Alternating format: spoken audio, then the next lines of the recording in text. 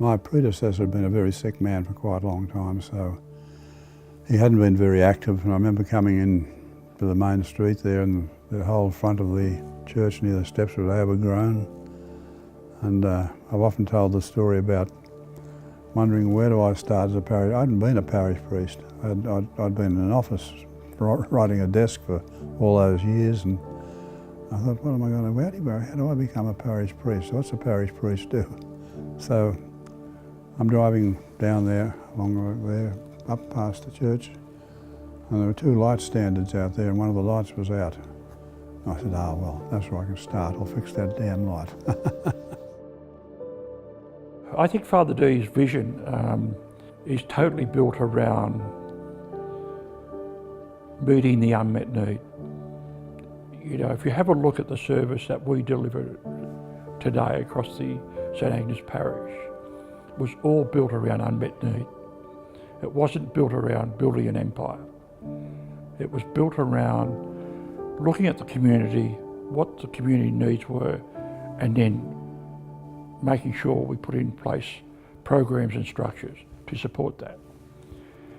And if you look at the way in which he has developed the commercial side of the church, which people sometimes are critical about, but if you have a look at that and what that means, his vision is that the church needs that to support the disadvantaged, to build new services, to not completely rely on government funding.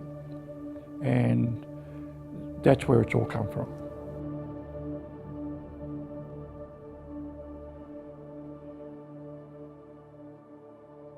Mum was one of, I think, 6 or 7 children. She actually was one of the first students into the school over there. Met my dad when she was about 19 or 20. They married and had 9 kids. I'm one of them, number 4, number 1, 2, 3, 4. I often look back and wonder, my God, how did my mother manage that? And my dad also. Dad was a great guy. He'd started up a little business of his own. He bought an old Dodge bus. In those days the roads were awful, and the railway station was 2 miles away. So he used to run a business of picking up people, picking up the mail and bringing it back, and then morning and afternoon he'd deliver kids to the school and take them home. It wasn't easy. But we didn't ever realise we were poor. We always had a meal on the table, always had clothes on our back, even though it belonged to my elder brother before me, and his elder brother before that. That was Australia in those days. The priest used to come down to our little town, Gambone, such good men, and very much respected by the community and so on. They'd come and stay at our house, and I got to know them very well, and I thought, gee, it'd be nice to be someone like them. And I think that was the beginning of it. I can always remember being so impressed with these guys. I was sent over here after a year of illness in 1941, I think it was, 41. My mother, I think she had 2 things in mind. She wanted me to get a better education, and she also wanted me to recover a bit from that year of illness. So I came to stay here with my aunt and my grandmother. I went off to the seminary after that, and I was in Springwood, Manly, Rome. I do my theological studies over there. Everything was in Latin. Our college was right beside St Peter's, so we were sort of involved in anything that was going on at St Peter's. Just on 30 different nationalities in the college. We all had to learn Italian, and we spoke Italian fairly fluently. Came back in 1951 to Australia. I was appointed to Port Macquarie as a curate. Moved up to Lismore to become the Bishop's Secretary, and I was in Lismore for, 16 years. We wouldn't remember 1961, but that was the year what they called the great big credit squeeze. The economy had started to heat up too much, so Menzies brought in this big squeeze on the economy. We were trying to build schools, churches and things like that, whereas before we used to be able to get long-term loans from the bank. The bank said, we can't do that for you any longer. The manager at the time, a guy by the name of Hunt, he said, he said, we can't handle your requirements any longer. He said, why don't you set up your own bank? He said, I know a heap of Catholics who've got IBDs here. They sit here for years. I'm sure they'd be prepared to lend it to the church.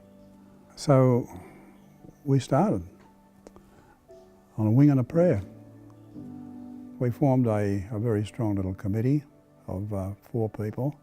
One was an accountant, one was a lawyer, one was a businessman. And so on the Sundays during the year, we'd get in the car and go down to visit all the various parishes. And we'd get up and spruik the message and hope that people would be taking some notice. And gradually started to happen. Money started to flow in. We're breaking all the rules. We're lending long and borrowing short. We went to, I think it was Bangalore, and got up and did the spiel. Went down to the hall hoping someone will come in and want to talk to us, and 2 old guys walked in. They sat down. They weren't saying much, so we gave them our spiel, and they went out, didn't say a word. I thought, oh well, that's that. Next morning they landed into Lismore with $25,000 to invest. They were sort of surprising things that happened from time to time. It took a while, but it caught on. Most of the things we built around here all had a diocesan investment loan behind them. He certainly has been part of the growing up of Port Macquarie. I mean, the way he bought that land where St Joseph's Regional School was, when that was just a swamp. There was a bloke filling in, you look at this area down in front of us here, where all the shops are and so on. That used to be part of a swamp all around there. And the lands department had contracted with a guy to fill it up with sand. So he had a big dredge out there in the centre of the river, pumping sand into all that area and building it up. So I went along with another bloke, Brian Tierney. We said, how about starting to pump a bit of sand into our area? So in order to achieve that, we had to go to the lands department and get a lease on an area of sand in the river. And he started to pump sand in, pumped an enormous amount of sand in, probably about that high right across the whole area. And so the whole area is built on sand. It cost $14,000. People were saying, we're not going to send our kids out there, that's a swamp. But once we got a nice looking school on it, and nice looking grounds and so forth, they changed the tune. It wasn't so bad after all. Yeah, my husband was right out at the old quarry with him one day, and he said to him, mark my words, Hilton, one day this will be the centre of town. And we look now and think, oh my goodness. So I think he's an incredible visionary. He sees things that, yeah, he would have been a great businessman, a great entrepreneur. I miss Port Macquarie badly. I miss the sea. So I always had the ambition someday, somehow, to get back near the sea. But most of our parishes actually are located or have a connection to the sea. But this is the one I wanted to come back to. Unfortunately, I shouldn't say that, but the old parish priest here died at the right moment. So he died in 1969, God rest him, and then the bishop appointed me down here, and the rest is history. You know, it was a pretty easy sort of an existence. I used to go fishing a fair bit. And gradually, I don't know how it began, but I think that our first venture was to set up a finance committee. The parishioners were generally fairly poor, you know, there weren't too many wealthy parishioners, and the parishioners contributed a lot more time than maybe they did money. So in the early days, Father D needed to really develop alternative income streams, so that's why the asset base around rental properties grew. And so I remember there was a burnt out service station down there in the corner, just below us. So we bought that and built Centreport. So that was the beginning for our asset acquisition, and then about that time, when I'd been here, I noticed, I got to know a lot of people who'd grown old. And I started to wonder what's going to happen to these people. They're growing old, who's going to look after them? And fortuitously, there was a government program, they were allocating beds for hostels for the aged. I think it was St Vincent de Paul came around and said, would you like to build some? Would you like to build an aged care facility? And they allocated 30 beds to us, and that's how we started with Lourdes House. But at the same time, we were concerned about the carry on. What happened when people became unable to manage themselves in a hostel? We were depending on a nursing home that had been built up as a commercial project out at Clifton Drive, and they were going broke. So we acquired them, and that's how we got into the nursing home business. That's what we're about. We're a service church. The ethos is spirituality, the accent is on spirituality, and it's a caring ethos. Honestly, the staff are just as good as family to you, they really are. I think it's due to his expertise. I think there's this, how come the Catholic Care of the Aged is stabilised and such a strong organisation as it is today, Yeah. Port Macquarie was a town with not a lot of family support because it was a very small town with people moving in and working here, but their extended family was elsewhere.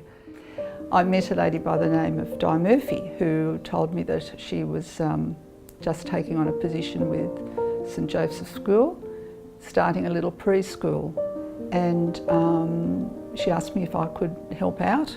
Now, it was only running 3 days a week and 2 mornings because it was in the parish hall at that stage in Horton Street. At the end of the year, I said to Father Donnelly that we had a lot of children's names on the waiting list for the following year, way more than we could possibly accommodate, probably over 200, which was a lot for Port Macquarie in those days. And what did he think we should do about it? Was I to just take the children going to St Joseph's School or accommodate all of the children that had applied? And he said, no, didn't hesitate. We accommodate all the children who apply. It's not about just going on to the school. Why not? I mean, we are servants in a sense of this whole community, not just to the Catholic community. So we have something that we're able to offer and something that people wanted. And I guess I knew I was dealing with a pretty wonderful man, and he was at heart there for the community and for all of the people in the area, not just the parish. The Whitlam government had come in and they were throwing money around left, right and centre for all sorts of things, including preschools. Now, I'd asked the Education Department if there were any grants for preschools because we'd already moved from the hall down here. We'd got a few old buildings and stuck them together, and they were over on the site near the regional school also. They were pretty ordinary, but that's where we were. And then at the beginning of May, the phone rang. I walked over, picked up the phone. The bloke on the other end of it said, can you start a preschool before the end of June? I said, what's going on? He said, can you do that? And I said, of course we can, because we had a DAN anyway for it. So out of the blue, we were the first cab off the rank because no one else had put their hand up ready to fire off a new building. So what we did was went over and dug a great big hole, threw a bit of concrete in it and said we've started. I was just proud to be a part of it when I would watch Father Donnelly respond, when there was a need to consider the youth and the difficulties that many of them were facing. He organised for a building to be bought and for a police club to go in there. Once we bought it though, we really had a tiger by the tail because this was a monstrous building. It was probably by far the biggest floor area that the parish had, and it all needed work. You know, at the time I thought it was a significant amount of money, and I thought the money could be used for other things, but Father D in his wisdom stuck to his guns and said, no, this will work, we can make this work. After a lot of work and a refurbishment, the PCYC started up in Port, and also at the same time Father D and his contacts convinced a number of businesses and government departments to rent the bottom floor to pay for it all. So it was a great story. He was a little bit ahead of us mostly. He had great foresight, and there was some funding around, and he had good contacts in Sydney, and I can remember at one of our meetings we were going to send in an application, and he's sitting at the end of the table and drafting off, and at the end of the meeting he said, we'll send off an application and attach this with it, and that was the letter to go with the application, and he'd already drafted it while we were talking about it. Yes. Oh, he attends all our finance meetings, yes, he does. So he's not slowing down that much? No. Maybe in his walking, but that's about all I could say. He hasn't slowed down in any other way at all. No, keeps us all on our toes. Typical of Father D, he picks good people and then he gives you autonomy. He empowers you to do things. So he trusts that what we're doing and that our discussions are, meeting with the Constitution and are fulfilling the role of the Pastoral Council. So he's a very good person at empowering someone and letting them fly with what he trusts people. Father D will sometimes have an agenda, that mightn't be on the agenda, and you're going to discover it somewhere during it. But everybody respects what he says and does. But there's a process going on in the parish with procurement, and it involves a whole lot of different things. And to lighten the conversation, yesterday Father Donnelly wanted to know who was going to set the procurement policy for the bottle of whiskey. Just lighten the conversation up, We have an agenda. He's looked at the first item, but he's on to about the third item, and he wants to move on to the third item while we're still on the first item, and his mind's working too quickly. Some people will see a horizon here. For some reason, he can see the one that's beyond that, and he can predict where things are going to go. And I say that to people very early on. Because of that, some of his innovative ideas and that entrepreneurial nature, you go, wow, that's a bit left of field. Wouldn't have thought of that. I don't think that's going to work. And you learn very early on in the piece that you say that as your peril, because almost with 100% strike rate now, the things that you think, ooh, I don't think that they're going to work, are the things that just become the lighthouses, become the flagships.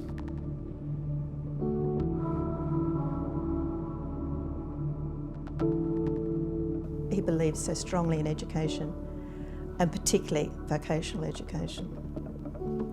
So his love is that Newman College. I often think back to myself, would I do that today? And I'm not too sure I'd be game enough. When Father D in 1979 established this thing, he looked at the community needs. Anyone else in that situation would have gone, year 11 and 12, no brainer, let's start a conventional high school, and that'll meet the perceived needs of the community. But his thinking, which is so much a part of Father Donnelly's method of operation, was no, we need to go deeper than that. Really need to have a really good look at what the community needs. I went to a meeting in Sydney, New South Wales Catholic Schools Commission, and I was telling them about what we were doing. He said, you're turning education around. You're just using it as the engine room for the economy. I said, well, isn't education the engine room for the economy anyway?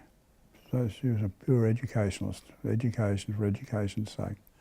But a lot of people, they didn't think along those lines. Education, preparing people for jobs, it wasn't on the agenda. And right from the beginning we realised that kids who went there were going to be greatly advantaged in the job market, and it would have been unfair not to offer that same opportunity to all the kids, not just to Catholic kids. So right from the beginning, Newman was wide open. It was helped at that point in time that Mark Vaile, who was our local member, he was the Trade Minister, then the Leader of the Nationals, then the Deputy Prime Minister and so forth. He actually had his office here in the Hay Street building of St Joseph's Vocational College.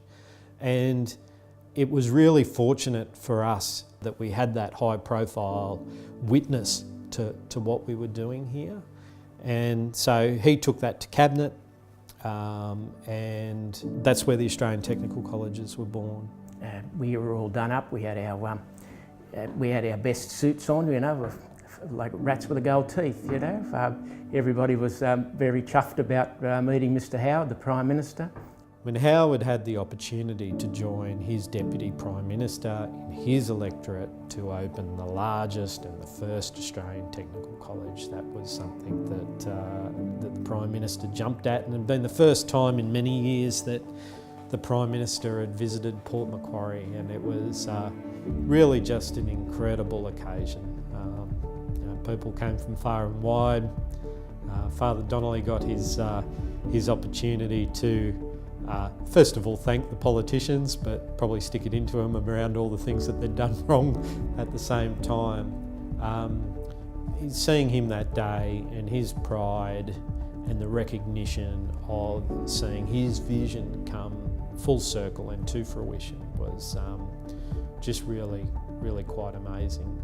You can have the vision, but Father D does it. The meat's in the sandwich, you know. The carrots are growing. We're not just doing the theory about it. I've always felt that when you educate them, you give them a key to the future. And so education's been my bag right from Lismore days. I remember him saying to me, you know, the families, the children of this town deserve nothing but the best, and we should be out there to try and provide the best. I guess there was a bit of a culture when I first became principal of parents sending their children away to Sydney boarding school, mainly Sydney boarding schools, some to Brisbane, because they thought that that was the only option for them to get the best secondary education. That doesn't happen any longer. I'm very happy with the schools in the parish, quite frankly. I think they're very well run, got good principals, but you never say that's good enough. I think you've always got to keep improving. In terms of being an educational leader, he's been involved with the Diocesan Board of Education. He's been a commissioner on the New South Wales Catholic Education Commission. He's been a commissioner on the National Catholic Education Commission based in Canberra. So he's provided that leadership not just here locally but at a national level.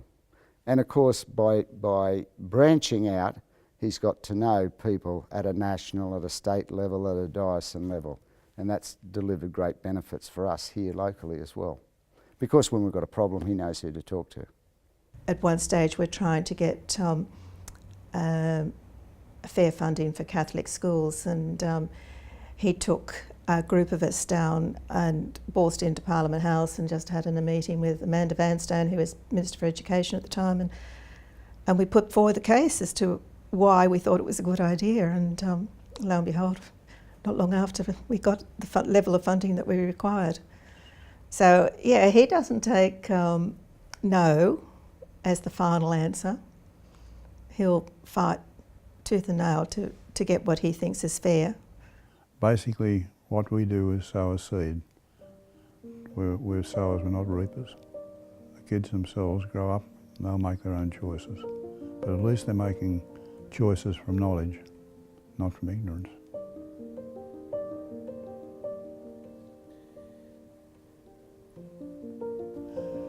It's where you see a need, a human need. You need some organisation that's agile enough to deal with a new situation, and that's Centre Care. They have a great ability to see a need, pick up a program to deal with that need, organise the people to run the program. They're very, very good at that. Exceptional, in fact. In 1995, we had, very little services here at the parish. There was a couple of units on Lord Street. There was 5 units in Coorong Avenue built for people with disabilities. And there was the unfunded services.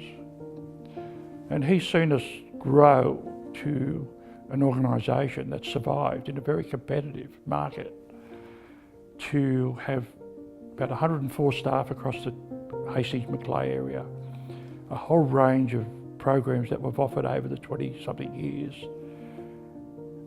And we need to use the strength of a whole range of different people, both internally and externally, to actually do that. Our faith community is where it all springs from. If it's not there, nothing's there. And that group of people who turn up there every Sunday, they're the heart of this operation. You wouldn't be able to operate without that sort of support behind you. If anybody's in trouble, and I mean real trouble, there is always someone there. Emotional, situational or financial, there's always someone there. And you spread the message in many, many ways, not just by talk. You spread the message by doing.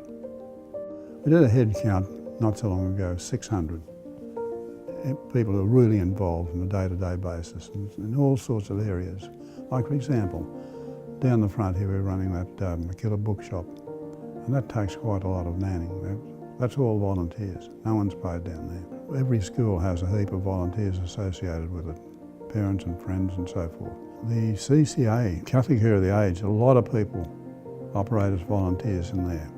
And it's really very fulfilling work for a lot of them, because it takes a lot of the load off the nurses and the aides.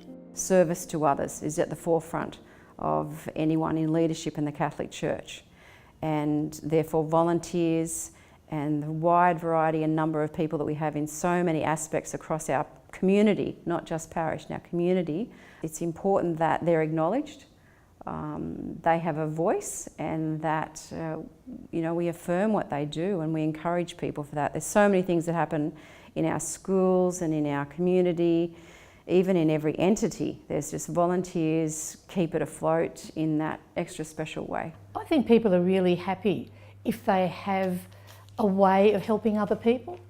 There's a lot of very, very generous people out there, very generous. Always willing to step up and go the extra mile, and many of them who have been here doing that for decades. They're really the backbone of so much of what we do at the parish. He refused to have a pet for many, many years. And it was only when Max Gow came and Max wanted to get a dog. Sam, I was told by Father D, was an outside dog. He wasn't ever to come inside. Well, Sam stayed outside for at least 2 days. After that, he made his way into the kitchen, and a week later, he made his way into the lounge room. And about a year later, he slept in my bedroom 24/7. And when I left, guess where he slept after that? Beside Father D's bed. What a cream puff he is. That was Sam, the first one. And then when Sam went, Shannon came along pretty much straight away. Where one goes, the other is not too far behind. So I was walking across the playing fields there with Sam, and one of the teachers was running a physical ed session with kids. It wasn't uncommon for Father D to turn up of an afternoon out of school hours to go for a walk around any of our schools. Most afternoons he'd go to one of them to give Sam a walk. He'd actually stopped for a moment and was just it looked like he was staring at the grass. And funny enough, one of the girls had said to me, what's he doing? He's just staring at the grass. And I jokingly passed the comment, I've told you girls, Father D knows everything about everyone and everything that happens in schools. He studies every blade of grass. And they were like, oh yeah, good on you, Kath. And we got back into training, and then I watched him, walk probably another 50 metres or so, and then he stopped again. And I remember thinking at that point, what is he doing? That's a bit odd. And with that, he collapsed. This came along and gave me pee, what do you call it, CPR. She was an expert at it. She trained all the lifesavers around here in CPR. So she got me going again. They shipped me down to Sydney and put a pacemaker and a defibrillator in there. It's been going like a train ever since. I don't think at the time that, you know, I really had any sense of, you know, it's Father D. Though I do remember saying to John, who was on the phone to the ambulances, tell them it's Father D, tell them it's Father D. Now in 2002, you were on the Queen's birthday honours list, secret member of the Order of Australia. Yep. How was that? I don't know, somebody put me in. I always felt quite guilty about that because, you know, I was thinking about all the things that happened in the parish and so forth, and all the people who had contributed and really made those things happen. I end up getting the gong and getting the credit. I was also, I think, Man of the Year for the council at one stage. And I got up and I said that. I said, look, there are people here who are also receiving awards, are much more worthy because they do the hard yards out at the front, out in the front line, more than I do. Anyway, that's history. You know, he's probably going to hate me for saying this, but I mean, we had a celebration in Lismore, and I think it was Father Jim Riley, who's passed now. He gave a little bit of a tribute to each of the people that were celebrating their Jubilee, of which Father D was one. And Father Jim said, oh, you know, Father D, the great builder, you know, built this, built that, built something else. And Father D got wild. He was really angry afterwards because he said, I don't give a rat's about the building. You know, yeah, the buildings are all fine, but he was more concerned about what went on in the buildings. So if we run through some of the vital statistics, largest provider of aged care services in our region, largest provider of community care packages in the region in terms of caring for people in their homes, over 220 independent living units across 2 retirement villages, 6 schools across 7 campuses, over 4,000 kids, the highest participation rate of Catholic schooling in any local government area per capita in Australia, thousands of kids in the early childhood sector across early education facilities, across family daycare operations, across a whole range of specialist family support services. St Agnes Parish is welfare, centre care, ministering to hundreds of people in the community with a disability, group homes, Indigenous support services, employment services, transition to work services, the list goes on, hundreds of people engaged in that endeavour. And just the other amazing things that we do, thousands of kids that touch the church through our youth ministry, through the youth hub in the main street. Emmaus Publications, an online digital resource for Catholic education that's used in more than 50% of Catholic schools in Australia. Millions of clicks. It's the John Henry Institute, which is our newly formed RTO that takes kids beyond their apprenticeship, does leadership training, does mandatory training for us in the aged care space and so forth. It's the Francis Retreat, which is just an incredible retreat and conference centre that is the centre of such wonderful faith formation activities. And look, that's an incredible list, but there's things that I've missed there. The things that Father D and I find out that we do that we didn't even know we did. People who don't know the Catholic Church in Port Macquarie see it as, oh, those Catholics, they own everything. But as Father D always says, it's not the fact that you own the building, it's what's going on in the building that matters. Are people being cared for? Are children learning? Are old people being looked after? That quote from St Mary MacKillop around never see a need and do nothing about it is really how Father D has lived not only his life personally but certainly his life as a pastor and the head of this parish. That's just what he does. If there's a need in the community that is unmet, if it's in our power to do something about it, if it's in his power to do something about it, he will. Great example of that most recently is the Tuffins Lane sporting fields. Tuffins Lane has been a very, very important playing field area for the whole community. And then a developer got hold of it. They were going to close it down. And it would have been a real disaster for this community because you wouldn't believe the number of kids that go out there every day or practically every day. My phone rang and it was Adam, and he said to me, don't laugh at me, but Father D wants to buy Tuffins, you know. I said, you know, but why? It's rubbish, the land is rubbish. It was fairly well known around town that the land was good for nothing. People from the community, not Catholics, came along and said, could you do something for us? Where do people turn? Who do the sporting clubs ring, you know, when they can't solve a problem for the community? Father D. And it's no accident. It comes from decades of seeing a need in the community, looking around and going, well, no one else is going to do something about it. So let's just get on and do it. The church can be inward if you just let the church be the church on the hill. But one would hope that as time goes on, the church is starting to think more broadly than just that, and go back to Father D's, I believe, philosophy is the church is in the community and the community is also in the church.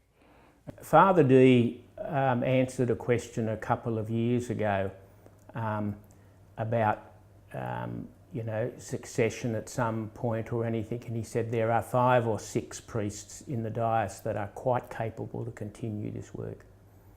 So he knows who and what they are. I don't know that anybody else does, but the parish will continue because it has a depth behind it. It's not a one-man band, you know.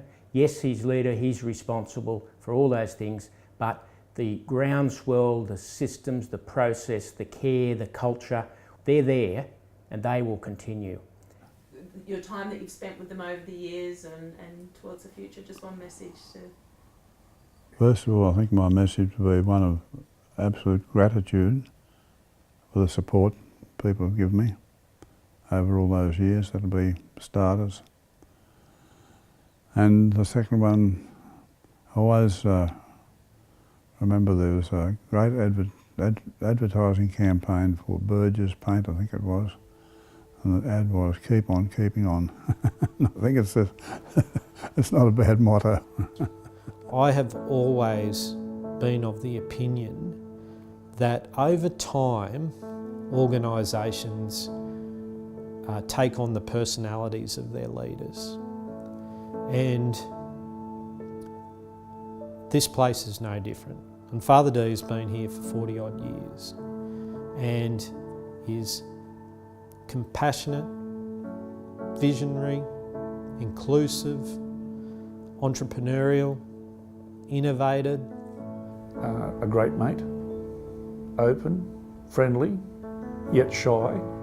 He's highly intelligent, but he's super compassionate. He's pastoral, he's supportive. He's the 5'8". I think he's probably one of the most honest human beings that I've ever met. He walks the talk of Christianity. Doesn't see any boundaries, doesn't see any obstacles or challenges that can't be met and dealt with, trusts people and in turn is trusted. And I think of him and those personality traits, well, that's St Agnes Parish. That's us. So not only over time has Leo Donnelly's personality become our organisational personality, it's become our DNA. It's about that innovative approach to meeting needs. That'll be his legacy, that he has created this organisation that will go on and in the spirit of Father Donnelly will continue to see a need and make sure that it's met.